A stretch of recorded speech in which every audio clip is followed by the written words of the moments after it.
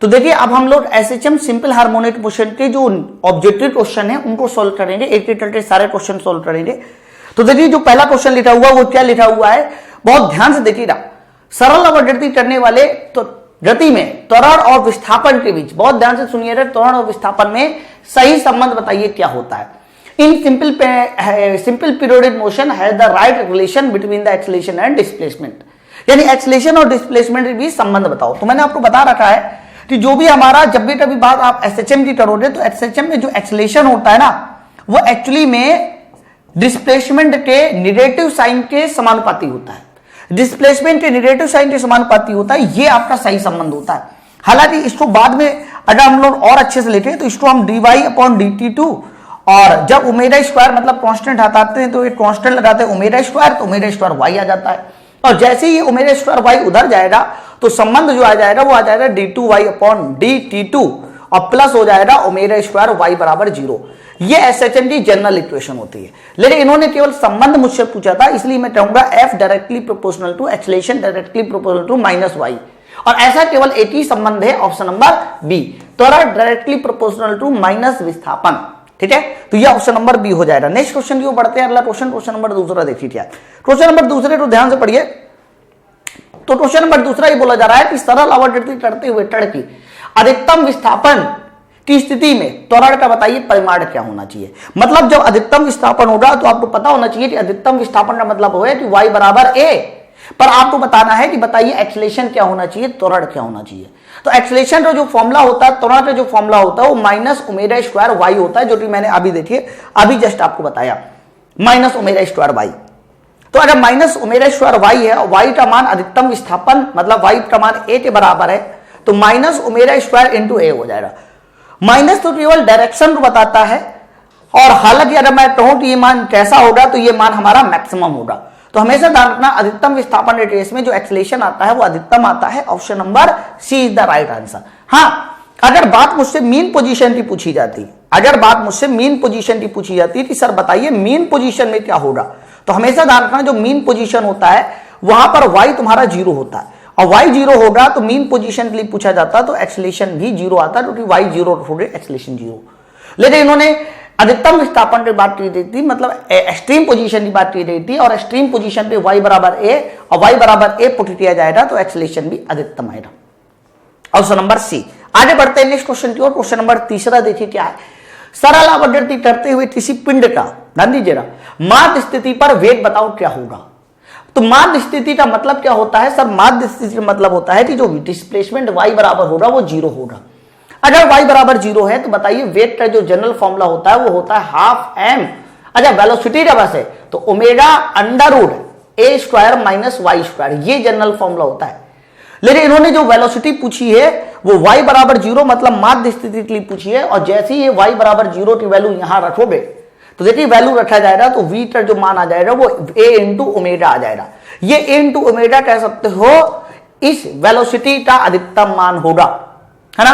तो main position पे हमेशा वेलोसिटी मैक्सिमम होती है, और मैक्सिमम मान कोई पूछे कितना होगा तो कह देना a इंटू ओमेगा होगा, यानी आंसर हो जाएगा ऑप्शन नंबर सी। ये मेन पोजीशन पे वेलोसिटी अधिकतम होती है, लेकिन अगर बात एक्सट्रीम पोजीशन की पूछी जाती, बात यदि एक्सट्रीम पोजीशन की पूछी जाती तो ध्यान रखना जो एक्सट्रीम पोजीशन होती है, एक्सट्रीम पोजीशन का मतलब होता है कि y बराबर होगा प्लस a या फिर माइनस a, और जैसे ही y बराबर यहां प्लस a माइनस a रखोगे तो a square minus a square आ जाएगा 0, यानी एक्सट्रीम पोजीशन पे वेलोसिटी पूछी जाती तो 0 होगी, और मीन पोजीशन पे वेलोसिटी पूछी जाती तो अधिकतम होगी। तो मीन पोजीशन पे पूछी जा रही है इसलिए मेरा आंसर अधिकतम होगा। बहुत आसान सवाल। आगे बढ़ते हैं नेक्स्ट क्वेश्चन की ओर। अगला क्वेश्चन देखिए, क्वेश्चन नंबर चौथा क्या बोला जा रहा है। सरल आवर्ती करते किसी कण की साम्य स्थिति से, साम्य स्थिति वही माध्य स्थिति से, x दूरी पर बताइए स्थितिज ऊर्जा कितनी होनी चाहिए। सर x दूरी पर जो एनर्जी पूछा जा रहा है सर वो स्थितिज ऊर्जा पूछी जा रही है, मतलब पोटेंशियल एनर्जी पूछी जा रही है। तो दोनों फॉर्मूले तुम्हें पता होना चाहिए। x दूरी पर अगर पूछा जाता है काइनेटिक एनर्जी बताइए, तो काइनेटिक एनर्जी होती half m omega square a square minus y square कहिए चाहे x स्क्वायर कहिए। अब इन्होंने x स्क्वायर में लिया है तो सर ठीक है, तो ये काइनेटिक एनर्जी का फॉर्मूला होता है। और पोटेंशियल एनर्जी का फॉर्मूला पूछा जाए तो मैं बता चुका हूं कि हाफ m ओमेगा स्क्वायर, और ये जो बाद में x स्क्वायर होता है सर यही मेरी पोटेंशियल एनर्जी होती है। तो करेक्ट आंसर हो जाएगा पोटेंशियल एनर्जी का ऑप्शन नंबर ए। तो ये आंसर जो है ना ये पोटेंशियल एनर्जी का है, जबकि ऊपर वाला फॉर्मूला हमारा काइनेटिक एनर्जी का है।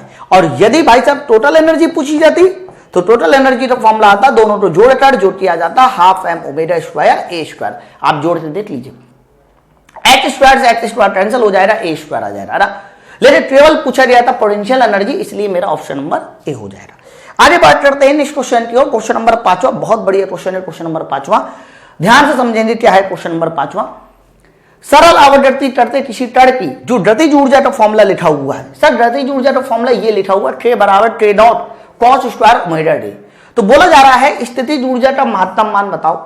मतलब गतिज ऊर्जा में फॉर्मूला देकर स्थितिज ऊर्जा का अधिकतम मान आपसे पूछा जा रहा है। थोड़ा सोचना बड़े ध्यान से, कोई दिक्कत नहीं। हम एक काम करेंगे कि गतिज ऊर्जा का अधिकतम मान निकाल लेंगे, और जो गतिज ऊर्जा का अधिकतम मान होगा, चूंकि एनर्जी कंजर्वेशन ये कहता है कि अगर एक वैल्यू अधिकतम हो जा रही है तो दूसरी वैल्यू मिनिमम होगी, और एक वैल्यू मिनिमम है तो दूसरी वैल्यू अधिकतम हो रही है। यही तो एनर्जी कंजर्वेशन है। तो हम लोग गतिज ऊर्जा का अधिकतम मान निकाल लेंगे, और जिस समय गतिज ऊर्जा 0 होगी उस समय स्थितिज ऊर्जा अधिकतम होगी, और उतनी ही होगी जितनी की गतिज ऊर्जा अधिकतम थी, है ना। अब बहुत ध्यान से सुनना, अगर कोई तुमसे पूछता है कि बताइए cos x का मिनिमम और मैक्सिमम मान क्या होगा, तो हमेशा कह देना उसको -8 से +8 के बीच में। लेकिन अगर कोई तुमसे पूछता है कि cos स्क्वायर x का बताओ मिनिमम और मैक्सिमम क्या होगा, तो cos स्क्वायर x का मिनिमम होता है 0, मैक्सिमम होता है +1। मिनिमम 0 इसलिए होता है क्योंकि जब स्क्वायर करोगे तो जितनी वैल्यू नेगेटिव थी वो हमारी पॉजिटिव हो जाएगी। तो मिनिमम 0 होता है, मैक्सिमम 1 होता है। तो भाई साहब अगर मैं आपसे पूछूं कि फंक्शन क्या दिया गया था, तो फंक्शन दिया गया था K बराबर K not cos square omega T, है ना। तो मैं काइनेटिक एनर्जी का अधिकतम मान निकाल लूं, तो काइनेटिक एनर्जी का अधिकतम मान निकाला जाएगा, तो इसका अधिकतम मान रखा जाएगा, और इसका अधिकतम मान होगा 1। और जैसे ही वैल्यू 1 रखी जाएगी तो बताइए काइनेटिक एनर्जी का अधिकतम मान K नॉट होगा। तो जो काइनेटिक एनर्जी का अधिकतम मान है वही मेरा पोटेंशियल एनर्जी का भी अधिकतम मान होगा, अधिकतम मान होगा। यानी कह सकते हो कि ये भी हमारा K नॉट के बराबर ही आएगा। क्लियर है? तो ऑप्शन नंबर बी आंसर हो जाएगा। ये कंडीशन पता है कहां होती है? सर ये कंडीशन होती है आपकी मीन पोजीशन पे। काइनेटिक एनर्जी मीन पोजीशन पे अधिकतम होती है, मीन पोजीशन पे। लेकिन अगर पूछा जाए पोटेंशियल एनर्जी कहां अधिकतम होती है, सर ये ध्यान रखना एक्सट्रीम पोजीशन पे अधिकतम होती है, एक्सट्रीम पोजीशन पे। लेकिन एक्सट्रीम पोजीशन पे वैल्यू K नॉट इसलिए आएगी थोड़ी एक्सट्रीम पोजीशन पे जो काइनेटिक एनर्जी हो जाती है सर वो 0 हो जाती है, और मीन पोजीशन पे सर पोटेंशियल एनर्जी 0 हो जाती है। तो इन दोनों का योगफल K नॉट आना चाहिए ना। देखो यहां भी योगफल K नॉट है, यहां पर भी योगफल K नॉट है, तो अधिकतम आपकी पोटेंशियल एनर्जी जो होगी सर वो K नॉट ही आएगी, ऑप्शन नंबर बी। आगे बढ़ते हैं नेक्स्ट क्वेश्चन की ओर। क्वेश्चन नंबर 6वां बहुत बढ़िया क्वेश्चन है, ध्यान से पढ़ेंगे। क्वेश्चन नंबर 6वां क्या बोला जा रहा है? सरल लोलक का आवर्तकाल दुगना कर दिया गया, ठीक है, दुगना हो जाए। अच्छा आवर्तकाल मुझे दुगना करना है, तो बताइए उसकी प्रभावी लंबाई मतलब इफेक्टिव लेंथ कितनी कर दी जाए। तो पहले आप सोचिए, पहले मुझे आवर्तकाल का जो फॉर्मूला होता है उस फॉर्मूले से पता चलता है T डायरेक्टली प्रोपोर्शनल √L। मुझे आवर्तकाल को यानी टाइम पीरियड को दुगना करना है। भाई एक बात बताओ, अगर तुम्हें टाइम पीरियड दुगना करना है तो लंबाई तो 4 गुना करना पड़ेगा ना, तभी तो 4 का अंडर रूट, भाई लंबाई अंदर है ना रूट के, तो लंबाई को जब 4 गुना करोगे तभी तो 4 का अंडर रूट 2 आएगा, तभी तो आवर्तकाल दुगना होगा। यानी अगर आवर्तकाल दुगना चाहते हो तो लंबाई तो तुम्हें 4 गुना करना पड़ेगा। Option number C is the right answer. लंबाई तो सर 4 गुना करना पड़ेगा, ऑप्शन नंबर सी। आगे बढ़ते हैं नेक्स्ट क्वेश्चन की ओर। क्वेश्चन नंबर 7वां देखिए क्या, बहुत ध्यान से देखिए। क्वेश्चन नंबर 7वां क्या बोला जा रहा है? यदि किसी सरल लोलक की लंबाई 4 गुनी कर दी जाए। अच्छा सर लंबाई इस बार 4 गुनी कर दी गई, तो बताइए दोलन की जो आवृत्ति होगी वो क्या हो जाएगी। देखो भाई थोड़ा ध्यान समझना, लंबाई को 4 गुना करने से इन्होंने आवर्तकाल नहीं पूछा, इन्होंने एक्चुअली में आवृत्ति पूछी है कि बताइए आवृत्ति क्या हो जाएगी, है ना। तो भाई ये बताओ, अगर आपने आवृत्ति मुझसे पूछी तो मुझे आवृत्ति का फॉर्मूला लगाना पड़ेगा। तो आवृत्ति का फॉर्मूला होता है 1/2 पाई अंडर रूट। अब L/G नहीं होते, G/L होगा। तो बताइए आवृत्ति and directly proportional to 1/√L हो जाएगा, हो जाएगा। अब साफ साफ देखिए सवाल लिखा हुआ था लंबाई तो तुमने 4 गुना किया है, तो लंबाई को 4 गुना करोगे तो 4 का अंडर रूट हो जाएगा 2, लेकिन 2 आएगा नीचे, यानी इफेक्ट पड़ेगा 1/2 का, इफेक्ट पड़ेगा 1/2 का। इसका मतलब जो आवृत्ति होगी वो आधी हो जाएगी, आवृत्ति सर आधी हो जाएगी। हाँ आवर्तकाल पूछता तो जरूर मैं आंसर लगाता, दुगना हो जाएगा, लेकिन आवृत्ति के बारे में पूछा गया था इसलिए आधी हो जाएगी। आगे बढ़ते हैं नेक्स्ट क्वेश्चन की ओर। अगला क्वेश्चन भी बहुत प्यारा क्वेश्चन है, इसमें मैं आपको ढेर सारी बातें बताऊंगा, बहुत कायदे से सुनिए रही वाली बात। क्या है क्वेश्चन? क्वेश्चन ये बोला जा रहा है कि एक गाड़ी की छत है, तो एक गाड़ी की छत है तो थोड़ी देर के लिए मान लीजिए कि आपके पास ये रही सर गाड़ी, ये रही गाड़ी, और ये जो गाड़ी है इस गाड़ी की जो छत है इस छत पर आपने एक सिंपल पेंडुलम लटका दिया। ये तुम्हारा सिंपल पेंडुलम है, ये सिंपल पेंडुलम है, आपने लटका दिया, ठीक है सर। आगे देखिएगा जिसका आवर्तकाल t है, यानी इस सिंपल पेंडुलम का इन्होंने आवर्तकाल t बोल दिया।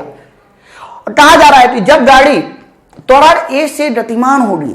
अच्छा एक बात बताओ, अगर ये गाड़ी a एक्सेलरेशन से गतिमान हो जाए तो बताइए दोलनकाल पे क्या प्रभाव पड़ेगा, यानी टाइम पीरियड पे क्या प्रभाव पड़ेगा, आपको ये बताना है, ठीक है। अब बहुत ध्यान से सुनना कैसे मैं निकालूंगा। पहले एक बात बताइए, जो भी आपका ये लोलक होगा इस लोलक पर नीचे की ओर एक फोर्स काम करेगा, जो फोर्स होगा mg, श्योर एकदम।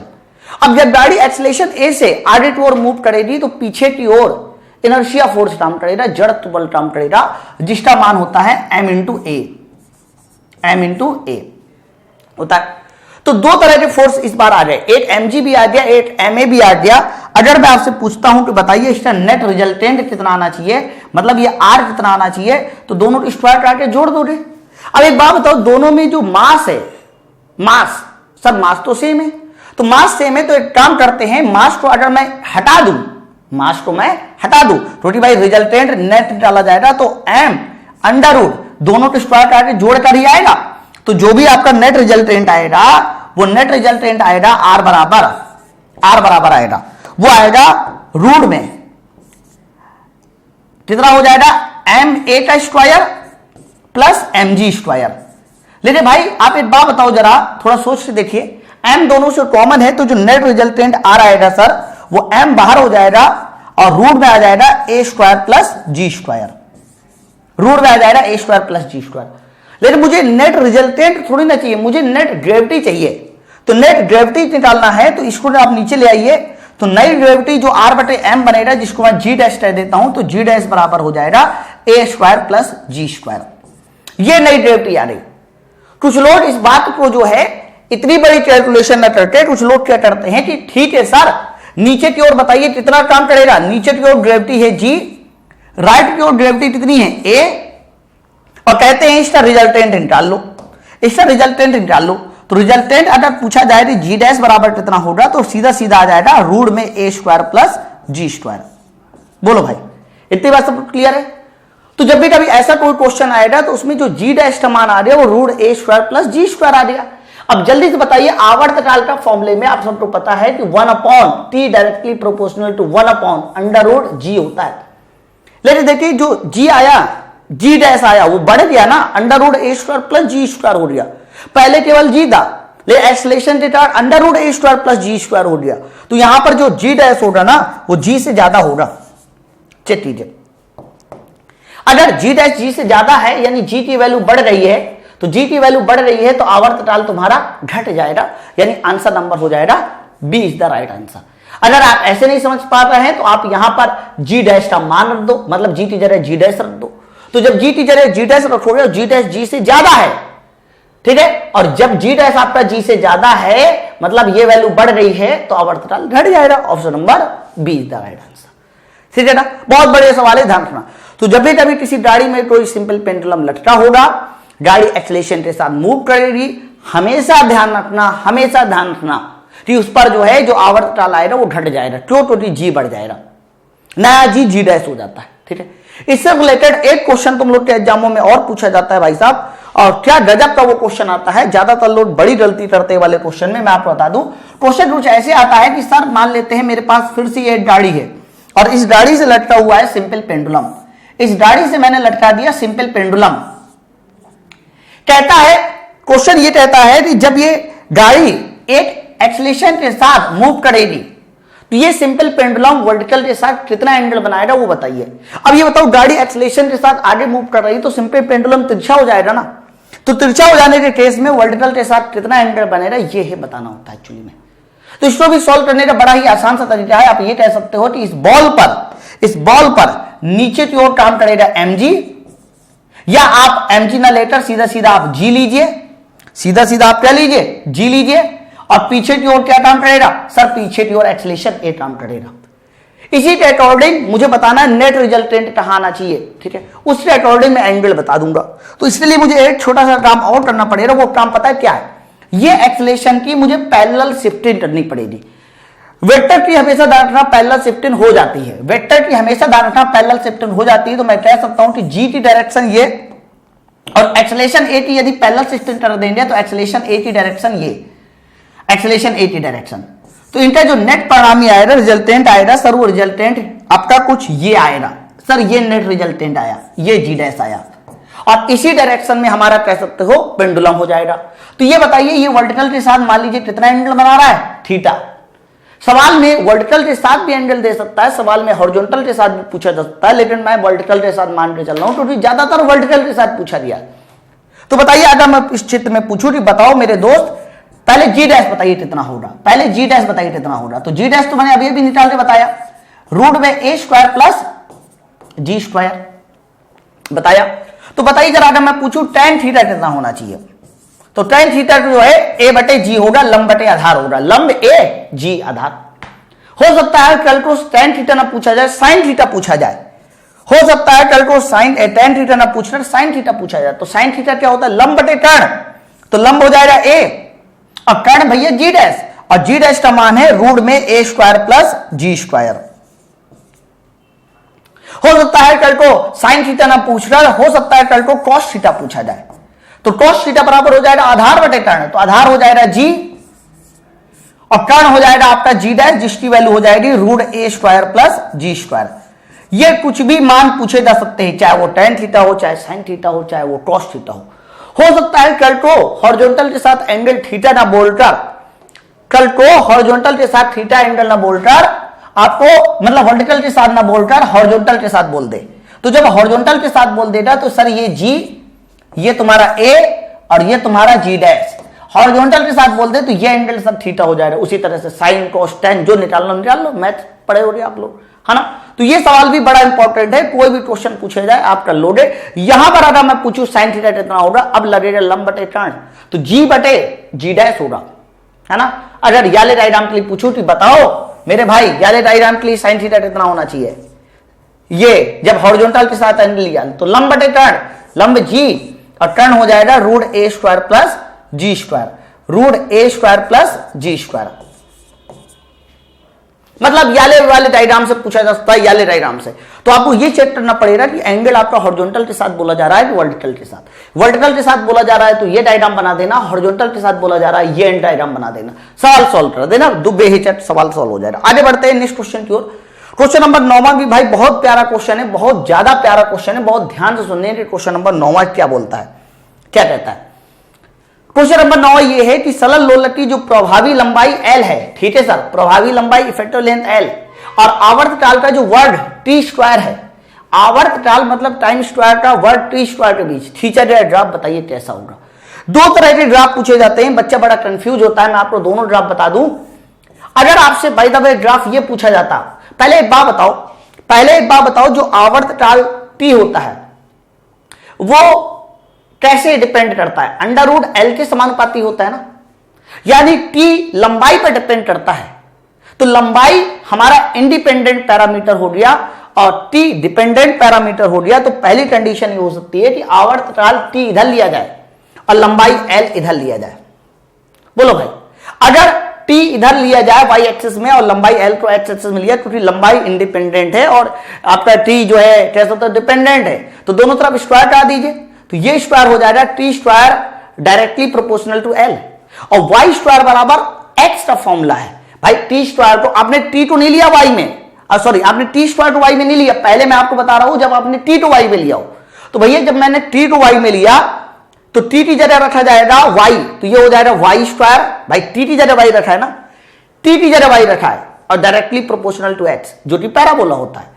और पैराबोला होता है तो पैराबोला का केवल ऊपर वाला हिस्सा आएगा, नीचे वाला नहीं आएगा, क्योंकि नीचे वाले हिस्से आने का मतलब होता है कि यहां पर टी का मान होगा नेगेटिव, और टी का मान कभी नेगेटिव नहीं हो सकता, क्योंकि नेगेटिव का स्क्वायर पॉजिटिव हो जाएगा, ठीक है ना। तो ये चीज आपको नहीं लेनी है, ये चीज नहीं लेनी है। तो अगर सवाल ये होता कि सरल लोलक के लिए आवर्तकाल t और लंबाई के बीच ग्राफ खींचिए, तो आपका ग्राफ ऐसे आता, लेकिन सवाल में कहा गया था लंबाई l और टी स्क्वायर के बीच ग्राफ खींचिए, टी स्क्वायर के बीच ग्राफ खींचिए। यानी जो ग्राफ आपका पीछे जा रहा था वो लंबाई l और y एक्सिस में लिया हुआ है, पूरा का पूरा टी स्क्वायर लिया हुआ है। ये ग्राफ सवाल में पूछा जा रहा था। तो तुम्हें पता है क्या करना पड़ेगा, ये जो ग्राफ है ना, ये ऊपर वाला ग्राफ है। अब आपने y एक्सिस में टी स्क्वायर लिया है, तो y एक्सिस में जैसे ही तुम टी स्क्वायर लोगे तो तुम्हें करना क्या पड़ेगा, y एक्सिस में तुमने टी स्क्वायर लिया तो टी स्क्वायर की डायरेक्ट y रखोगे और l की जगह x रखोगे। तो y स्क्वायर मतलब टी स्क्वायर को आपने y लिखा तो y directly proportional to x बना, और y directly proportional to x का ग्राफ एक स्ट्रेट लाइन आएगा passing through origin, passing through क्या हो जाएगा, ऑरिजिन। तो ये ग्राफ स्ट्रेट लिया आएगा, है ना। तो ये अगर मैं ये पूछी ये संबंध क्या है, तो ये संबंध आया है कि t directly proportional to root l, और ये संबंध पूछा जाए कि ये संबंध क्या है, तो यहां पर आपने क्या किया है, यहां पर आपने टी स्क्वायर को डायरेक्ट y एक्सिस माना है, तो T square directly proportional to l लेते, ध्यान रखना टी स्क्वायर को डायरेक्ट y में लिया है। इसी वजह से ये ग्राफ स्ट्रेट लाइन आया, जबकि ये ग्राफ अगर पूछा जाता है कि बताओ ये ग्राफ कैसा होगा, तो ध्यान रखना ये ग्राफ मेरा पैराबोला आएगा। ठीक है, तो लंबाई l और टी स्क्वायर के बीच ग्राफ फीचर गया था, इसलिए आंसर होगा स्ट्रेट लाइन। और अगर क्वेश्चन होता लंबाई l और t के बीच ग्राफ बताइए, तो आंसर होता पैराबोला। तो इस क्वेश्चन का आंसर ऑप्शन नंबर सी होगा। ध्यान से समझ लो भाई। इसी तरह की एक कंफ्यूजन और भी आपके पास आती है, वो कंफ्यूजन भी मैं आपको दूर कर देता हूं, बहुत ध्यान से सुनना। अगर बाय द वे मैं ग्राफ पूछता कि आप बताइए टाइम पीरियड वर्सेस रूट जी के बीच, रूट जी के बीच, या फिर हम लोग यहां जी भी ले सकते थे, कुछ भी ले सकते थे, तो पहले बताइए time period T directly proportional 1/√g होता है ना। तो t डायरेक्टली प्रोपोर्शनल टू मुझे बताना है रूट जी के बीच, तो t को आपने y एक्सिस में लिया है तो t की जगह तुरंत आप y कर दो, और रूट जी को आपने x एक्सिस में लिया है तो रूट जी की जगह x कर दो। तो ये हो जाएगा x इंटू वाई का गुणनफल हमारा कांस्टेंट, और जब भी कभी दो पैरामीटर का गुणनफल कांस्टेंट होता है तो एक वैल्यू बढ़ेगी तो दूसरी वैल्यू घटेगी, है ना। और ये समकोणीय अतिपरवलय भी होता है ना। तो ये समकोणीय अतिपरवलय होगा तो इसका जो ग्राफ आएगा वो कुछ ऐसे आएगा। ये आप चेक पर कर पा रहे हो, जब हम लोग ऐसे आ रहे हैं नीचे तो g की वैल्यू या √g की वैल्यू बढ़ रही है जबकि t की वैल्यू घट रही है। बोलो भाई, बात सब क्लियर है ना। सर अगर मैं इस ग्राफ को स्ट्रेट लाइन बनाना चाहता हूं, बाय द वे किसी बच्चे ने कहा कि मैं इस ग्राफ को स्ट्रेट लाइन बनाना चाहता हूं, तो स्ट्रेट लाइन केवल एक ही शर्त पर आएगा। वो शर्त पता क्या है, जब आप लोग y एक्सिस में तो t लोगे, लेकिन x एक्सिस में लोगे 1/√g, 1/√g। बताइए जरा, अगर आपने y एक्सिस में t लिया हुआ है, y एक्सिस में t लिया हुआ है, तो मैं ये कह सकता हूं कि y एक्सिस में t लिया हुआ है तो यहां तो सर y कर देना, और 1/√g को आपने डायरेक्ट x एक्सिस में लिया तो इसकी जगह x कर देना। तो देख लो यहां पर ये y directly proportional to x बन गया। सर अब ये ग्राफ मेरा स्ट्रेट लाइन आ जाएगा कुछ ऐसा। बोलो भाई, बात सब क्लियर है ना। तो भाई हर पॉइंट में कॉन्सेप्ट है, मैं आपको बता दूं। ये सारे कॉन्सेप्ट मैंने अपने पेड बैच में बड़े अच्छे से बताए हैं। आप लोग नीचे दिए गए लिंक में क्लिक करके पेड बैच जरूर ज्वाइन कीजिए, केवल 499 में।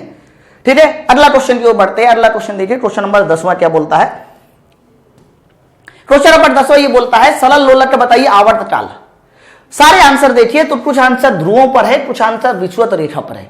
तो आप सबको पता होना चाहिए कि जब भी कभी जी की बात करते हैं तो ध्यान रखना जो ध्रुवों पर आता है वो जी की वैल्यू ज्यादा होती है ध्रुवों पर, और बात अगर इक्वेटर की करते हैं यानी विषुवत रेखा पे करते हैं तो ध्यान रखना विषुवत रेखा पर जो जी की वैल्यू होती है वो कम होती है।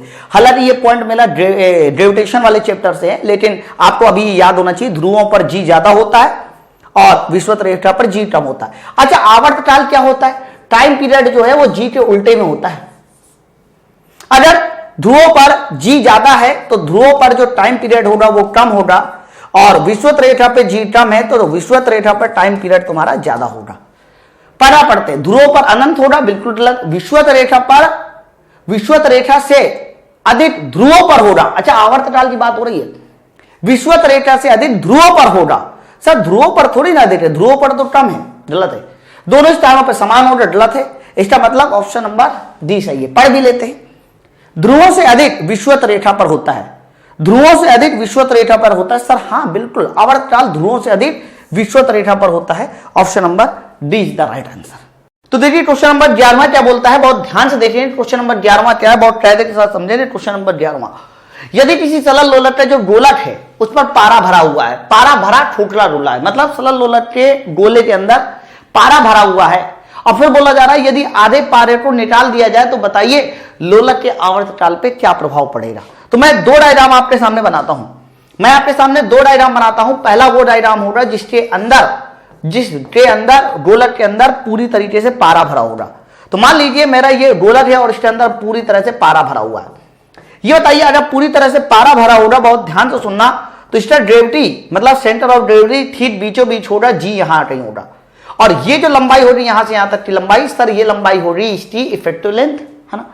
लेकिन जैसे ही आप इससे आधा पारा निकाल दोगे, यानी ऊपर वाला आधा पारा निकाल दोगे, अरे नीचे वाला थोड़े ना निकालोगे, नीचे वाला निकालोगे ऊपर वाला पारा हवा में लटका रहेगा, कुछ भी है। जैसे ही ऊपर वाला नीचे वाला पारा आप निकाल दोगे, तो नीचे वाला जैसे ही आप पारा निकालोगे तो ये डायग्राम कुछ ऐसे बनेगा, बहुत ध्यान से देखिएगा। नीचे वाला पारा निकाल दोगे तो नीचे वाला पारा निकाल दोगे तो डायग्राम कुछ ऐसे बनेगा, ऐसे बनेगा। तो जब ऐसे बनेगा तो भाई ये चीज नीचे से भारी हो रही ना, ये समान रूप से भारी थी, इसलिए जी ठीक बीचों बीच था। लेकिन जैसे ही नीचे वाला पारा ऊपर वाला पारा आप निकालोगे, यानी पारा नीचे आ जाएगा तो ग्रेविटी कुछ नीचे आ जाएगी, ग्रेविटी कुछ नीचे आ जाएगी। और जैसे ही ग्रेविटी नीचे आ जाएगी तो देख लीजिए इस बार ये जो लेंथ एल डैश आएगा ना वो बढ़ गई, यानी यहां से यहां आते समय लंबाई एल बढ़ गई, और लंबाई एल बढ़ गई तो मानी बात है आवर्तकाल भी क्या हो जाएगा, बढ़ जाएगा। यानी option number A is the right answer. Clear है ना। ध्यान रखिएगा जब भी कभी आपका जी नीचे आ जाता है तो लंबाई बढ़ जाती है, और लंबाई बढ़ जाएगी तो ध्यान रखिएगा जो उसका टाइम पीरियड है ना, आवर्तकाल है सर, वो भी बढ़ जाएगा। Option number A is the right answer. ठीक है। कई बार ये क्वेश्चन ये आता है, ऐसा भी क्वेश्चन आता है कि सर यहां नीचे छेद होता, मान लीजिए नीचे क्या होता है, छेद होता। अगर नीचे छेद होता तब बताइए। तो एक बात बताओ जरा, अगर यहां नीचे छेद होता, ये ऐसे छेद होता, तो छेद होते समय क्या होता कि पहले पारा नीचे नीचे गिरता, तो जैसे ही पारा आधी लंबाई तक पहुंचता, तो आधी लंबाई तक पहुंचते समय उसका जो आवर्तकाल होता वो पहले बढ़ता, और जैसे ही पारा आधी लंबाई से और कम होने लगता तो जी फिर से ऊपर आने लगता अपनी मेन पोजीशन पे। उसके बाद आपका आवर्तकाल क्या हो जाता, घटता, क्योंकि पहले लंबाई बढ़ी तो पहले बढ़ जाएगा। तो अगर छेद होता नीचे, फिर सवाल पूछा जाता तो कह देते पहले आवर्तकाल घटेगा बढ़ेगा और बाद में आवर्तकाल घटेगा, क्योंकि जब छेद होगा तो पारा नीचे आएगा, नीचे आएगा तो ग्रेविटी नीचे, और ग्रेविटी नीचे तो लंबाई एल बढ़ जाएगी, सर आवर्तकाल बढ़ जाएगा। लेकिन जैसे ही आधी पारा से पारा और नीचे जाना रहेगा, लेवल और डाउन होता रहेगा आधे लेवल से, तो ग्रेविटी जी मतलब सेंटर ऑफ ग्रेविटी वो फिर से ऊपर आने लगेगा, ऊपर आने लगेगा तो मतलब है लंबाई एल कम हो जाएगी, और लंबाई एल कम हो जाएगी तो आवर्तकाल भी कम हो जाएगा, यहां बढ़ जाएगी, है ना। तो फिलहाल इन्होंने सीधा बोला है कि आधा पारा निकाल दिया जाता है, निकाल दिया जाता है, इसलिए मेरा ऑप्शन नंबर ए सही होगा, श्योर है एकदम। आगे बढ़ते हैं नेक्स्ट क्वेश्चन की ओर। अगला क्वेश्चन देखिए, क्वेश्चन नंबर 12वां, बहुत बढ़िया क्वेश्चन है। हालांकि क्वेश्चन डायरेक्ट ही आपको समझना है क्योंकि इसकी एनालिसिस आपके सिलेबस में नहीं है, मैं आपको बता दूं। क्वेश्चन ये है amplitude of a damped oscillation. पहले ये समझिए डैम्ड ऑस्किलेशन क्या होता है। दो तरह के ऑस्किलेशन होते हैं, एक होता है अनडैम्ड, एक होता है डैम्ड। मैं आपको बता दूं दो तरह के ऑस्किलेशन होते हैं, एक होता है अनडैम्ड और दूसरा होता है डैम्ड। सर अनडैम्ड क्या होता है, अनडैम्ड क्या होता है, अनडैम्ड ऐसे ऑस्किलेशन को कहते हैं जब हवा का फ्रैक्शन जीरो माना जाए। जब हवा का फ्रैक्शन जीरो माना जाएगा ऐसे ऑस्किलेशन, ऐसे दोलन हमारे अनडैम्ड कहलाते हैं। डैम्ड वाइब्रेशन क्या होते हैं, डैम्ड ऑस्किलेशन क्या होते हैं, जिसमें हवा का जो फ्रैक्शन है वो जीरो ना हो। भाई एक बात बताओ, ऊपर वाले में हवा का फ्रैक्शन जीरो है, अगर हवा का फ्रैक्शन जीरो है तो कंफर्म जो एम्पलीट्यूड होगा ना, आयाम होगा सर, वो कांस्टेंट रहेगा। सवाल ऐसा भी आता है कि जहां पर फ्रैक्शन जीरो हो तो वहां किसी झूले को ऐसे झुला दो तो अनंत काल तक झूलता रहेगा, यानी आयाम कांस्टेंट होगा। लेकिन अगर पूछा जाए बताइए डैम्ड वाइब्रेशन है, डैम्ड वाइब्रेशन मतलब है फ्रैक्शन जीरो नहीं होना चाहिए हवा का, और जब फ्रैक्शन जीरो नहीं है तो फ्रैक्शन काम करेगा, और फ्रैक्शन काम करेगा तो वाइब्रेशन तो जो आयाम है ना, एम्पलीट्यूड है, वो धीरे धीरे धीरे धीरे कम होते रहेंगे, और जब कम होते रहेंगे तो एम्पलीट्यूड लगातार घटता रहेगा और अंत में जो आपका बॉडी है वो रुक जाएगी। ठीक है, मैं अगर इन दोनों को ग्राफिकली रिप्रेजेंटेशन देना चाहूं, तो मैं ग्राफिकली रिप्रेजेंटेशन भी दे सकता हूं। Amplitude versus time diagram, amplitude ना बोलिए, स्टू डिस्प्लेसमेंट बोलिए, तो डिस्प्लेसमेंट वर्सेस टाइम डायग्राम खींचा जाए तो ये टाइम डायग्राम ऐसे आता है। हर जगह पर कह सकते हो जो एम्पलीट्यूड रहेगा, आयाम रहेगा, वो देखो हर जगह सेम है, हर जगह पर एम्पलीट्यूड तुम्हारा सेम है, ए हर जगह सेम है। लेकिन अगर बात येलो डायग्राम की जाती है, डैम्प्ड वाइब्रेशन की जाती है, जब फ्रैक्शन तुम्हारा जीरो नहीं है तो लगातार एम्पलीट्यूड घटता रहेगा, और लगातार यदि एम्पलीट्यूड घटता रहा तो यहां पर जो डायग्राम आएगा डिस्प्लेसमेंट वर्सेस टाइम के बीच में, सर वो डायग्राम आएगा, देखिए ऐसे आएगा, ऐसे एम्पलीट्यूड घटता रहेगा और एक समय ऐसा रुक जाएगा। ठीक है, तो ऊपर वाला है अनडैम्ड, यानी हवा का फ्रैक्शन जीरो हो, और नीचे वाला है डैम्ड, जब हवा का फ्रैक्शन जीरो ना हो। ये जो ऊपर वाला अनडैम्ड है ना, इसको और भी कई नामों से जाना जाता है, इसी को बोला जाता है नेचुरल या फिर फ्री ऑस्सिलेशन। नेचुरल कह दीजिए या फ्री कह दीजिए या अनडैम्ड कह दीजिए, एक ही बात है।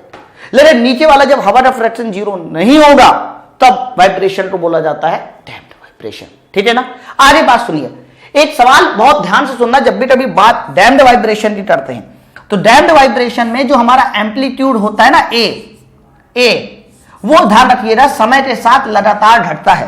पहले ये था, फिर लगातार घटता है, और ये लगातार घटना जो होता है, ये लगातार जो घटना होता है, ये ध्यान रखिएगा, ये एक्सपोनेंशियली घटता है। ये कैसे घटता है? एक्सपोनेंशियली घटता है, यानी ये जो फंक्शन होगा ना, ये फंक्शन जो है एक्सपोनेंशियल के फॉर्म में होगा। तो ए बराबर होता है ए नॉट ई की पावर माइनस के टी के फॉर्म का होता है। ठीक है, तो डैम्प्ड वाइब्रेशन में जो एम्पलीट्यूड है वो देखो लगातार घटा मतलब देखो पहले एम्पलीट्यूड इतना था, फिर इतना, मतलब ये तो सॉरी ये एम्पलीट्यूड नहीं है, मैक्सिमम डिस्प्लेसमेंट, ये पहले एम्पलीट्यूड है, फिर ये एम्पलीट्यूड है, फिर तो ये जो घटना हो रहा है ना, ये एक्सपोनेंशियली घटता है। लेकिन अगर येलो वाइब्रेशन की बात होती है, फ्री वाइब्रेशन की, तो फ्री वाइब्रेशन में हर समय एम्पलीट्यूड कांस्टेंट रहता है। ठीक है ना, तो अवमंदित कंपन यानी डैम्प्ड ऑस्सिलेशन में जो आपका आयाम होता है वो लगातार घटता है। कैसे घटता है? एक्सपोनेंशियली घटता है। Option number A is the right answer. Very very important question है, ध्यान रखना, स्क्रीनशॉट ले लीजिए दबा के। आगे बढ़ते हैं क्वेश्चन नंबर 13। देखना बड़े ध्यान से, क्वेश्चन नंबर 13 क्या बोला जा रहा है। सरल आवर्ती पिंड के वेग और त्वरण के बीच स्थलांतर बताओ। अरे सर, वेग और त्वरण के बीच स्थलांतर बताना है तो पहले ये सोचो कि y बराबर क्या होता है। सर y बराबर होता है a sin ओमेगा t। अगर डिफरेंशिएट कराओगे तो वेलोसिटी मिलेगी, तो वेलोसिटी मिलेगी a omega cos omega t। अगर बात एक्सेलरेशन की करोगे, एक और बात डिफरेंशिएट कराओगे, minus a omega square sin omega t। बोलो भाई, तो आप एक बात को थोड़ा गौर से देखिए, यहां पर फंक्शन आया cos था, यहां फंक्शन आया sin था। हमेशा ध्यान रखना, cos और sin जो दो फंक्शन होते हैं cos और sin, वो हमेशा π/2 के एंगल पर फेज डिफरेंस रखते हैं। यकीन ना है तो आप sin ओमेगा t को या फिर ऊपर वाले cos ओमेगा t को sin 90 प्लस ओमेगा t भी लिखा जा सकता है, 90 प्लस ओमेगा t। तो बताइए, जब 90 प्लस ओमेगा t हो रहा तो यहां ओमेगा t आया, यहां ओमेगा t प्लस π/2 आया। भाई cos to sin 90 plus theta, तो दोनों के बीच फेज डिफरेंस कितना आ गया? 90 डिग्री का आ गया। इस बात को ध्यान में रखेंगे। बोलो भाई। हाँ, डिस्प्लेसमेंट और कॉस के बीच साइन, भाई यहां भी साइन यहां भी कॉस, तो डिस्प्लेसमेंट और वेलोसिटी के बीच भी अगर फेज डिफरेंस पूछा जाता, इनके बीच भी फेज डिफरेंस पूछा जाता, तो आंसर आपको π/2 बताना है। कॉस और साइन लगा हुआ है, इनके बीच भी फेज डिफरेंस पूछा जाता, तो आंसर आपको पी/2 बताना है। समझते हैं ना आंसर? लेकिन अगर इनके और इनके बीच पूछा जाता, यानी शुरुआत की वेलोसिटी और बाद की एक्सेलरेशन के बारे में पूछा जाता कि बताइए इनके बीच फेज डिफरेंस क्या है, तो इनके बीच आपको जो फेज डिफरेंस बताना है वो 180 बताना है, क्योंकि दोनों आपस में उल्टे हैं, बाहर माइनस चिन्ह लगा है। ठीक है, ये ध्यान रखिएगा। तो अभी तो करेक्ट आंसर हो जाएगा, option number A is the right answer. आगे बढ़ते हैं नेक्स्ट क्वेश्चन की ओर। अगला क्वेश्चन देखेंगे, क्वेश्चन नंबर 14। देखिए क्वेश्चन नंबर 14 क्या बोला जा रहा है। एक सरल आवर्तगति जिसका आयाम 5 सेंटीमीटर है और आवर्तकाल इतना है, वेरी गुड, क्या बताइए समीकरण क्या होगा। तो समीकरण डालना है तो बात आपको पता होना चाहिए कि y बराबर होता है a sin ओमेगा टी। सारे आंसर में देखिए जो अंदर का ओमेगा इंटू टी है ना वो अलग अलग है, अलग अलग है। बाकी एम्पलीट्यूड तो मान लो सेम भी है। तो आप एक काम करिए, ओमेगा टी का ही मान निकालना सोचिए। ओमेगा टी का मान क्या होगा?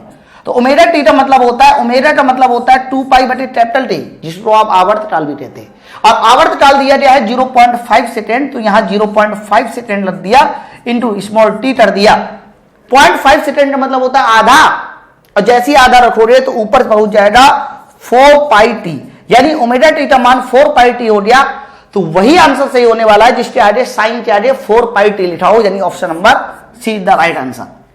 और 5 आगे क्या बताता है? एम्पलीट्यूड बताता है। भाई ए की जगह 5 लिखा है और साइन हो जाएगा 4 पाई टी। क्लियर है ना? चलिए आगे बढ़ते हैं नेक्स्ट क्वेश्चन की ओर। क्वेश्चन नंबर 15 बहुत बढ़िया क्वेश्चन है, बहुत ध्यान से क्वेश्चन पढ़ना। क्वेश्चन नंबर 15 क्या है? एक लड़की झूले पर बैठी है और झूला झूल रही है।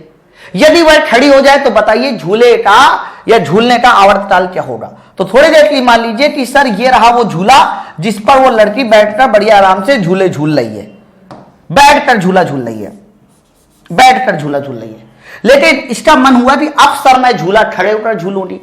तो एक बात बताइए, अगर यही लड़की झूला खड़े होकर झूलने लगे, अगर यही लड़की झूला खड़े होकर झूलने लगे, तो बताइए जैसी लड़की झूला खड़े होकर झूलने लगेगी मतलब लड़की कुछ ऐसी हो जाएगी। ये लड़की खड़ी हो गई, तो जैसी खड़ी हो गई तो भाई साहब पहले जो सेंटर ऑफ ग्रेविटी था वो ये था लगभग, लेकिन जैसी लड़की खड़ी हो जाएगी तो सेंटर ऑफ ग्रेविटी थोड़ा ऊपर पहुंच जाएगा, थोड़ा ऊपर पहुंच जाएगा। तो देख लो जो इफेक्टिव लेंथ पहले इतनी थी, अब इफेक्टिव लेंथ जो है कम हो जाएगी, है ना? तो यहां से यहां आते समय इफेक्टिव लेंथ कम हो गई, और इफेक्टिव लेंथ कम हो गई तो भाई साहब फॉर्मूले से आवर्तकाल भी कम हो जाएगा, क्योंकि T directly proportional to under root L बटे जी होता है, अंडर रूट एल होता है।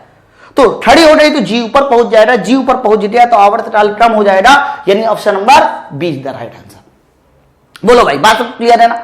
कुछ लोग मुझे पता है कि इसका आंसर ऑप्शन नंबर सी लगाएंगे या फिर रट लेते हैं option number C. Option number C भी सही होता, लेकिन वो उस समय सही होता जब ये लड़की, मान लीजिए इस लड़की का नाम है सीता, ये लड़की बैठकर झूला झूल रही थी और इसके बगल में भी एक लड़की आके झूला झूलने लगी बैठकर। तो एक लड़की सीता बैठकर झूला झूल रही थी, इसके बगल में एक और लड़की आ जाए जिसका नाम है मान लीजिए गीता, वो भी बगल में आके बैठकर झूला झूलने लगे, तो सर आवर्तकाल पे कोई भी प्रभाव नहीं पड़ेगा। क्यों नहीं पड़ेगा? एक बात बताओ, पहली वाली लड़की भी बैठकर झूला झूल रही है, बगल में दूसरी वाली लड़की भी आकर बैठकर ही झूला झूल रही है, तो जी तो वही रहेगा ना, जी तो नहीं बदलेगा ना, वो भी तो बैठकर झूला झूल रही है ना। हाँ सर, तब आंसर सही होता, अपरिवर्तित रहेगा। लेकिन ये खड़ी हो जा रही है तो आंसर आपका बी सही होगा। क्लियर है ना? बहुत सारे लोग ये क्वेश्चन की एक्सप्लेनेशन या इस क्वेश्चन की एक्सप्लेनेशन देते हैं। मान लीजिए यही क्वेश्चन है, बहुत सारे लोग गलत बताते भी है, गलत पढ़ते भी है। कहते हैं कि एक लड़की झूला झूल रही, खड़ी हो गई, तो झूले का आवर्तकाल क्या होगा? तो कहते हैं देखो भाई फॉर्मूला होता है अंडर रूट एल बटे जी होता है। कहता है कि द्रव्यमान, ये आवर्तकाल के फॉर्मूले में द्रव्यमान कहीं आया ही नहीं, और जब द्रव्यमान कहीं नहीं आया तो अपरिवर्तित कर दो।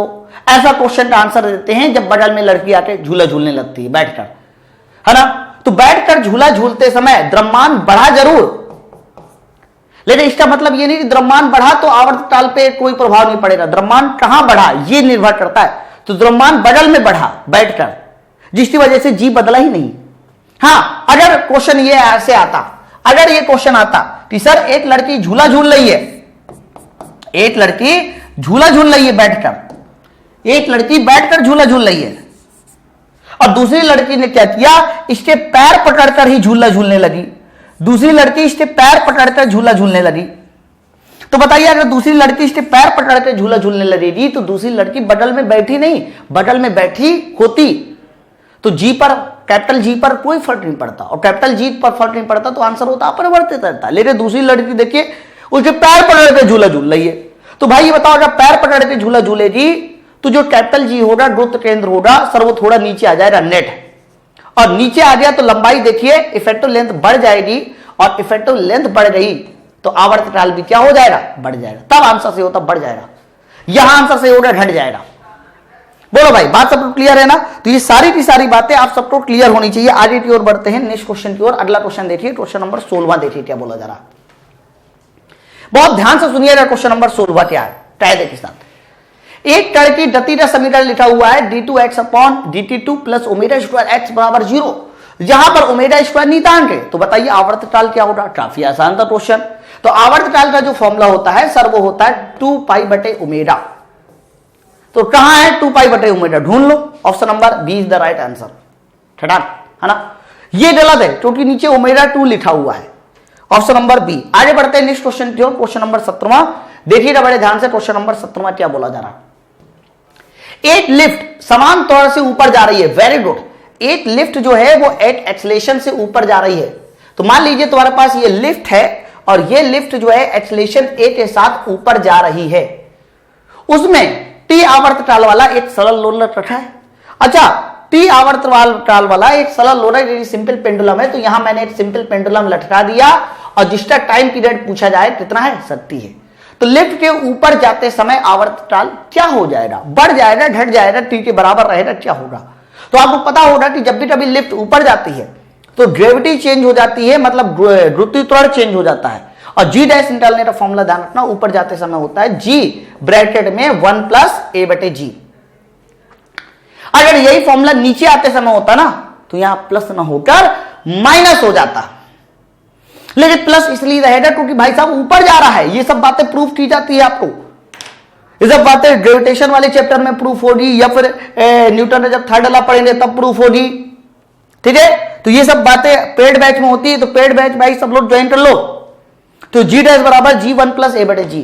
तो जी डैश सर बढ़ जाएगा क्योंकि बीच में प्लस आया। अब तो सोचो, अगर ये ना होता, ए बटे जी ना होता, तो जी डैश जी के बराबर होता। लेकिन ए बटे जी होने से ये वैल्यू बढ़ा देगा, यानी जी डैश का मान जी से ज्यादा आएगा। इसका मतलब जी डैश सर बढ़ जाएगा या जी बढ़ जाएगा, बढ़ जाएगा। अच्छा, फॉर्मूला होता है T directly proportional 1 upon under root G. जब जी तुम्हारा बढ़ गया तो आवर्तकाल तुम्हारा घट जाएगा। तो आवर्तकाल घट जाएगा तो टी के बराबर गलत है, टी से अधिक गलत है, टी से कम हो जाएगा। Option number be the right answer. ठीक है, चलिए आगे बढ़ते हैं नेक्स्ट क्वेश्चन की ओर। क्वेश्चन नंबर 18 देखिए क्या बोला जा रहा है। 18 देखिए, कहा जा रहा है x बराबर एक सरल अवगति समीकरण लिखा हुआ है। और समीकरण क्या लिखा हुआ मैं यहां लिख देता हूं। x बराबर लिखा हुआ है 10 और आगे लिखा हुआ है साइन और ब्रैकेट में है 20t और प्लस 0.5 लिखा हुआ है। ठीक है सर, वेरी गुड। कहा जा रहा है कि यहां विस्थापन मीटर में है और समय सेकंड में है। तो इसका बताइए आयाम क्या होगा? अरे भैया, आयाम तो सीधा सीधा जो आगे लिखा होता है यही हो जाता है, एम्पलीट्यूड, है ना? आपने जनरल इक्वेशन पढ़ी होगी, x बराबर a और ब्रैकेट में होता है साइन ओमेगा t प्लस 5। तो जो a है ना सर, यही एम्पलीट्यूड है और आपको a का मान बताना है 10 मीटर, क्योंकि मीटर में था। Option number B is the right answer. आगे बढ़ते हैं क्वेश्चन नंबर 19। देखिए क्या बोला जा रहा है क्वेश्चन नंबर 19। त्वरण ए तथा विस्थापन y में निम्नलिखित में से कौन सा संबंध सही है? अच्छा, बात यहां एक्सेलेरेशन की हो रही है, बात यहां एक्सेलेरेशन की हो रही है और विस्थापन y की हो रही है मेरे दोस्त। तो आप ये बताओ एक्सेलेरेशन f और y के बीच क्या संबंध आया था? f बराबर minus omega square into y। लेकिन सवाल में इन्होंने एक्सेलेरेशन को a से लिखा है और विस्थापन को y से। तो कुछ संबंध ऐसा आना चाहिए, a बराबर माइनस ओमेगा स्क्वायर y, ए स्क्वायर माइनस ओमेगा स्क्वायर। यहां वाई स्क्वायर गलत है, यहां वाई ए बराबर वाई प्लस में गलत है। ऑप्शन नंबर सी, ए बराबर minus omega square Y, minus तो होना चाहिए ना। Option number C is the right answer. Last question, question number 20 देखिए क्या बोला जा रहा है। यदि किसी सरल लोलक की प्रभावी लंबाई आधी कर दी गई, वेरी गुड सर, लंबाई आधी कर दी यानी एल को l/2 कर दिया गया, तो बताइए आवर्तकाल क्या होगा? तो फॉर्मूला आपको पता है कि आवर्तकाल T directly proportional to root L होता है, रूट एल होता है मेरे दोस्त। और एल को तुमने आधा कर दिया यानी एल को कर दिया l/2। तो जब एल को l/2 करोगे, रूट लोगे, तो जो नया आवर्तकाल आएगा वो 1/√2 और ऊपर तो अंडर√l रहेगा, है ना? तो 1/√2 से फर्क आ जाएगा उसमें, और 1/√2 का फर्क आ जाएगा। तो option number A is the right answer sir, आवर्तकाल 1/√2 हो जाएगा। क्लियर है ना?